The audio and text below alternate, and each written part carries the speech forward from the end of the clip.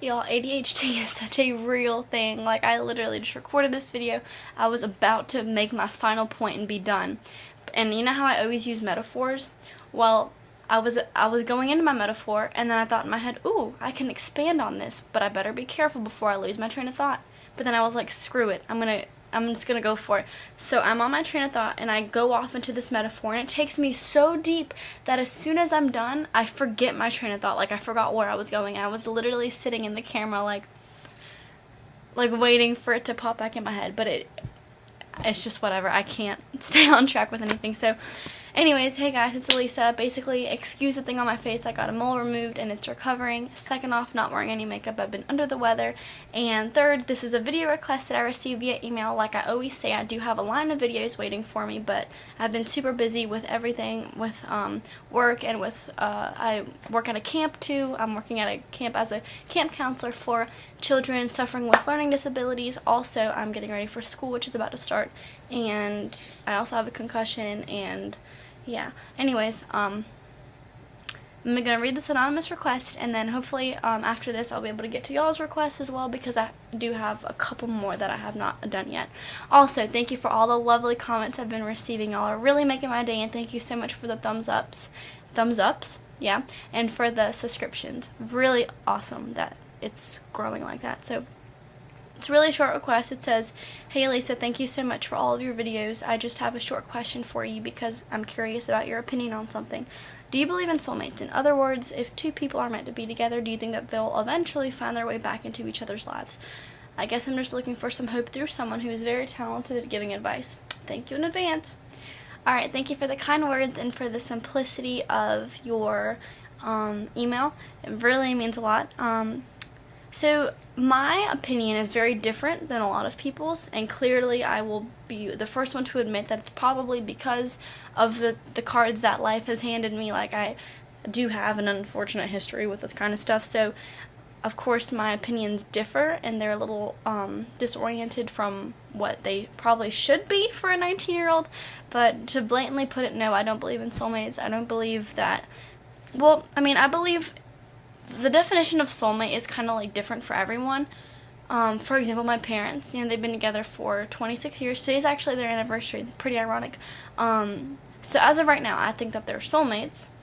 But the way I define soulmates is two people who work good together, which I think you can work good with anybody. But I'm going to focus more on the part that says if two people are meant to be together, they'll eventually find their way back into each other's lives. That's not true. It's not true because I told you guys the story about the man who I met. I talked to him for 30 minutes. He's married, but he's still extremely in love with his ex. The only reason why him and his ex did not work out was because they broke up. She still wanted him, but he was being prideful. He didn't want to talk to her anymore. And then he never gave her another chance. He never tried making it work. So eventually they just moved on, and he married someone new, and I think she did too. He didn't really tell me what happened with her, but he's married now, and I think he has a kid or two with his new wife. And he said, "I'm still extremely in love with my ex." You know, he said, "I love my wife, but I don't love her like I love my ex. I still dream about my ex."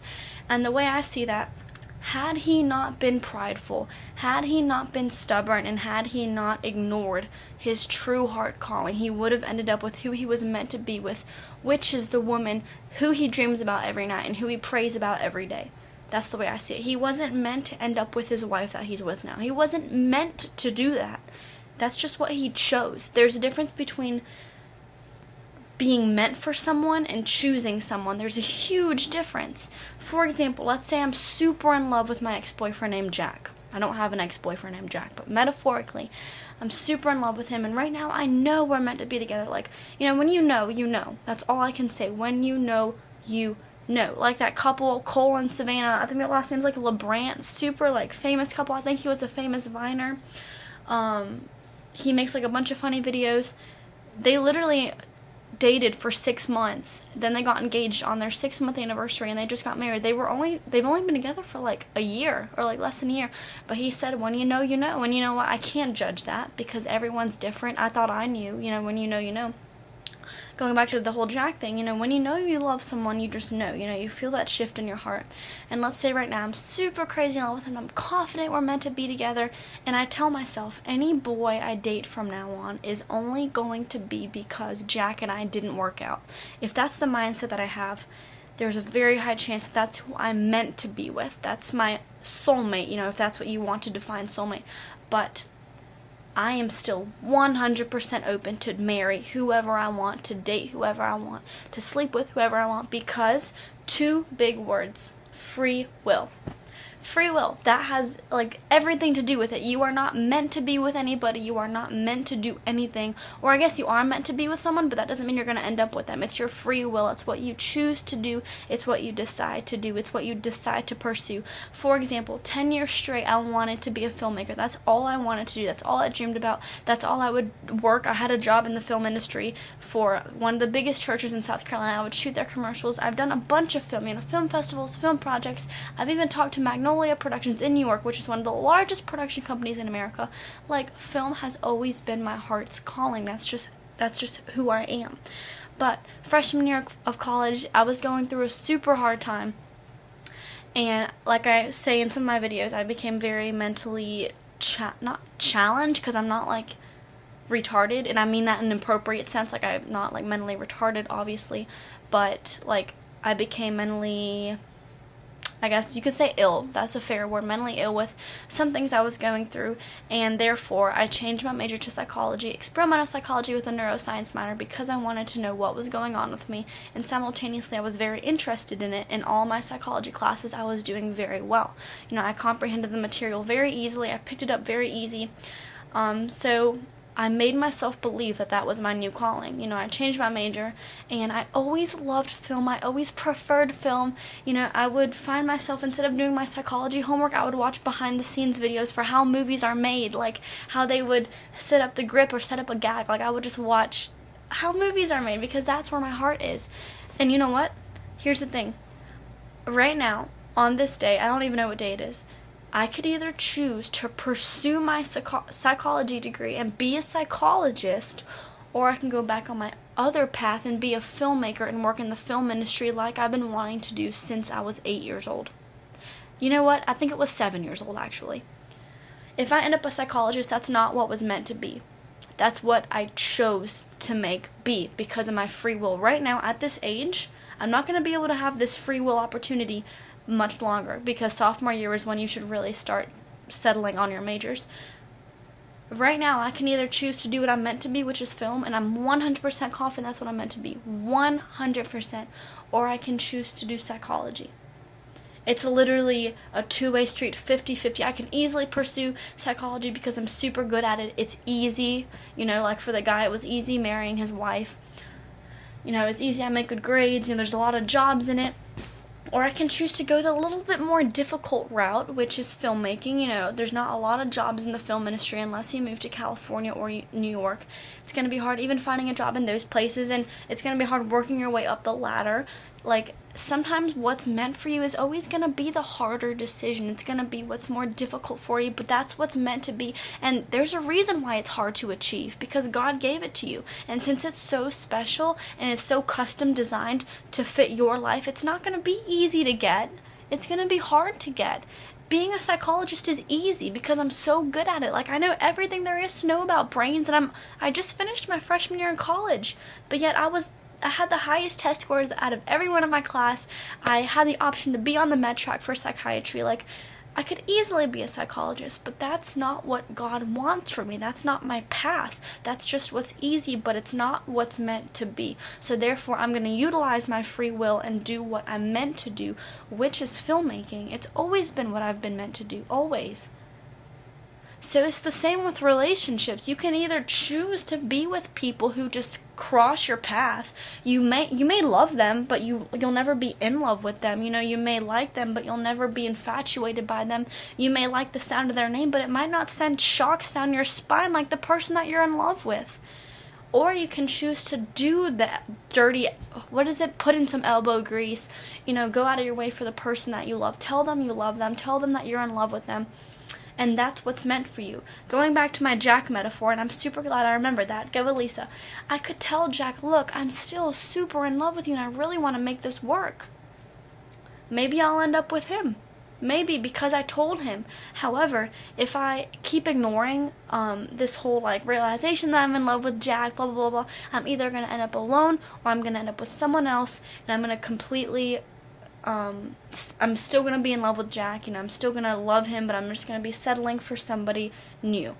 I might love that person, I might enjoy being with that person, but I will always prefer Jack, because, Jack is who I'm meant to be with, but it wasn't who I chose to be with. And that's my reasoning for this whole soulmate thing. I believe, soulmates are who you're meant to be with, but soulmates are definitely not what you choose to be with.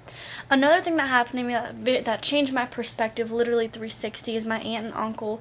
My family is super close. A lot of people, they're just close with their primary family, like the people like your mom, dad, and maybe your brother and your sister, but I'm super close with my cousins and my aunts and uncles. We're all very, very close. Even though they live all the way up in Michigan and my other family lives all the way in Germany, we still travel and we see them. I see my Michigan family maybe 2-3 times a year, and I see my Germany family once every couple years, but we FaceTime all the time. But my Michigan family, my dad is one of 9. He has a bunch of brothers and sisters, and one of his sisters, she was with her husband for, I think, almost 30 years. I've mentioned this in another one of my videos. 30 years they were together. And not only were they just together, married, with a license, but when you were with them in a room, you could feel how much they loved each other, just because they would always laugh with each other. They would always, just have these really deep conversations, or just really, spark. When two people are meant to be together, they spark, and you can't really explain it. They're just, meant to be.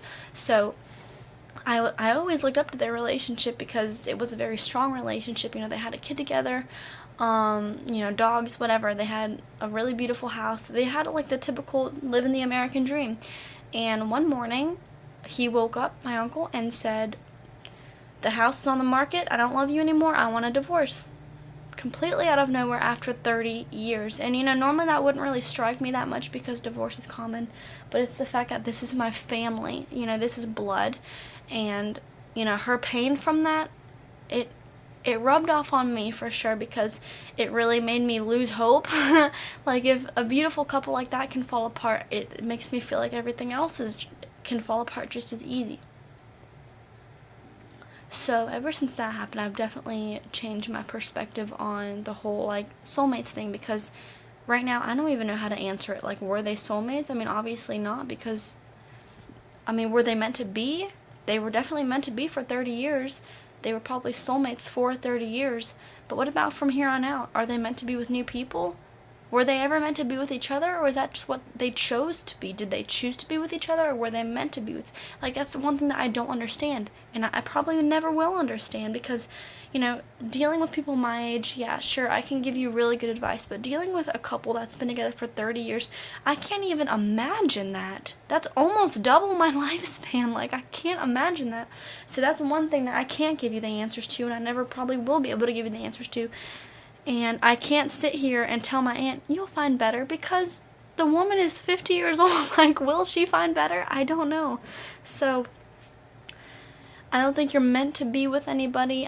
There are definitely people that if you end up with them and you last until death, that's what you can consider a soulmate. But another thing that I want to include in this video, and I did mention it in another one of my videos, is that there is a video that I watched in psychology class called, I think it's called Oh What a Beautiful Day, or This Beautiful Day, or On This Beautiful Day. It's something beautiful day. And basically it's about this guy that lives for all of eternity. I'm sorry, I'm watching Impractical Jokers right now. It's my favorite show. He lives for all of eternity. So it's a normal earth, just like us. We're on this normal earth. We live for about 80-90 years, and then we die. So just imagine our situation. But there's this one guy named, I think it's Bill or Bob, it's some really basic name, and he lives forever. He's the only person on the earth that lives forever. So he's watching these generations pass. He's watching, breeds come into existence and breeds dying out, and species being discovered and species becoming extinct. He's watching couples come together and couples break apart. He's watching, monuments being built and monuments falling apart. he's just watching everything as the earth evolves. You know, he's like basically like God, except for human version, not necessarily Jesus, but like God. He lives forever and ever, and he's just watching this. But everyone else on earth is completely normal, just like me and you. And the thing that really changed my perspective was that Bob, as he's living on earth, he's having all these relationships in every time span. Like, every era he has a new girlfriend until they break up or until the girlfriend dies. Like, I think there was some cases where he was married, but then the girlfriend would die, you know, because they were really old. But Bob doesn't die, so he would fall in love with somebody else, and then she would die. But he doesn't like age, so he keeps dating people of his age, and then they die. And the thing that I'm trying to say is that he was meant to be, like, he was probably soulmates with those people in that era of time. Let's say from 2000 to 2040 or 2050, he was probably meant to be with this person, but then she died. She passed away. You know, cycle of life. It's very natural. But then guess what? He fell in love with someone else, and then all of a sudden he had a new soulmate from 2050 to 2100. Like, it's not that they're not soulmates anymore after they die. It's just that he just kept living and finding new ones in every single era, because you're always going to be compatible with multiple people. And he made it work for every single era. And the way I see it is, if all of us lived forever, let's say none of us ever died, let's say Adam and Eve, or Eve never ate the fruit in the garden, and we would have lived forever, I don't think we would stay with the person that we're with forever. I don't. I told my mom and dad right to their face, I said, look, I really admire your guys' relationship. My mom and dad have a perfect relationship. Like, all my friends look up to them. But if we lived forever, I don't think they'd last. And that's not an insult on their relationship. I don't think anybody would last. Not a single couple. Like, literally, if any of my friends are watching this with boyfriends, I don't think you would last with him. Like, there's no exceptions. Because the thing that drives us to be with someone forever, or want to be with someone forever, is living the life until you die, you know, having a house, having the beautiful kids, raising them, send them off to college, have a nice little cottage home, settle down, and pass away. Like, that's what our itinerary is. You know, when we commit to someone forever, we want that the rest of our life with them.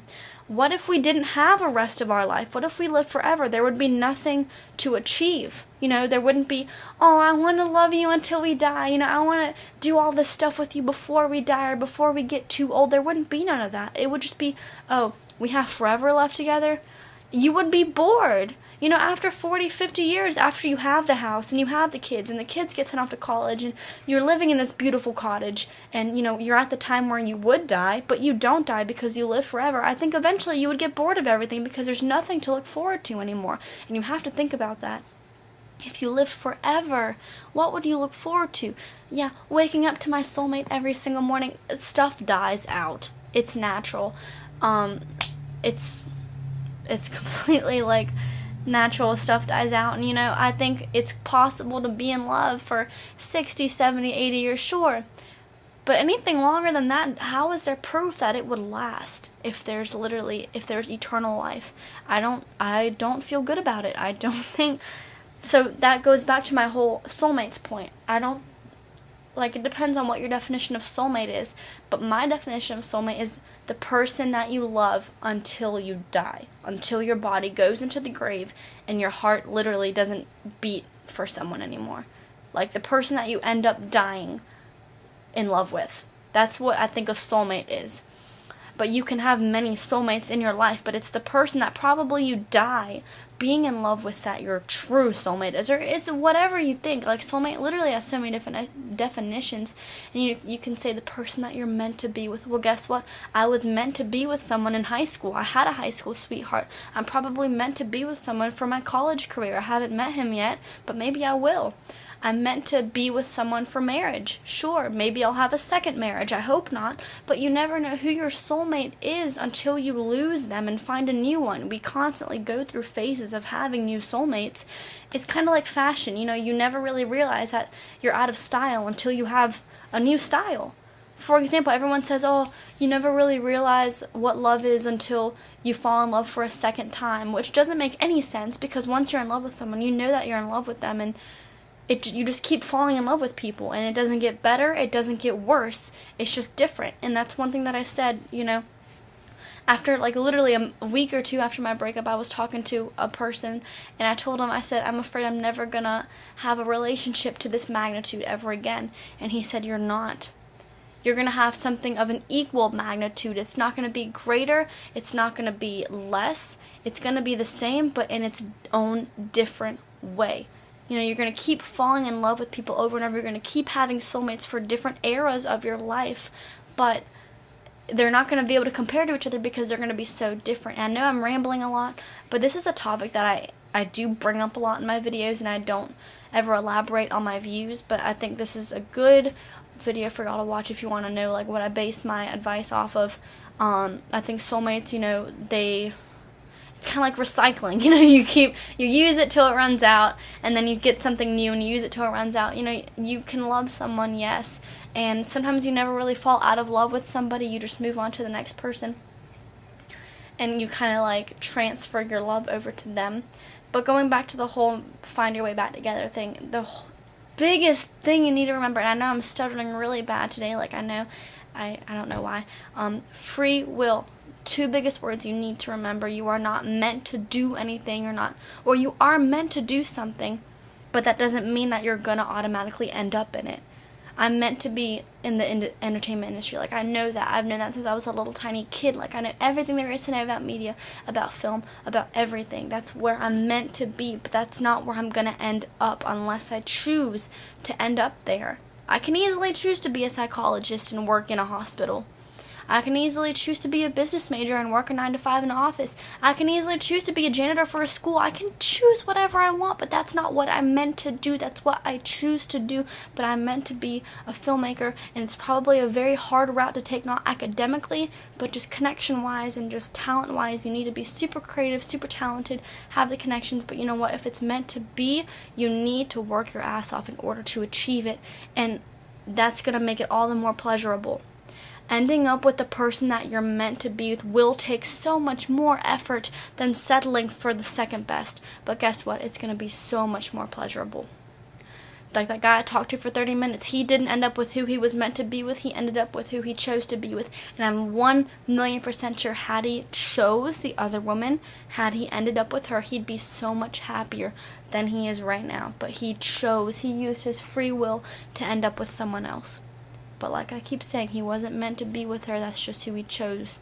That was a second option. But I promise you, all of you, you and you and you and you, all of you, if you're watching this, for me who's saying this and to everyone who's watching this, there is a first option for you. There is a first choice as to who you are going to be with. There's a first choice as to what career you're going to work in. There's a first choice for everything.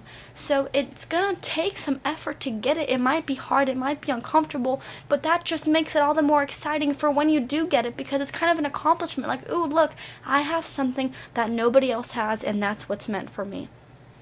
You know, I can be a psychologist, and I could be working with a bunch of other psychologists who are meant to do their job. You know, they were called to be psychologists, but I wasn't called to be, but they were. And you know, they're going to be doing their job so happily, so wholeheartedly, so excited. They're going to love waking up and going to work every morning, and I'm probably not.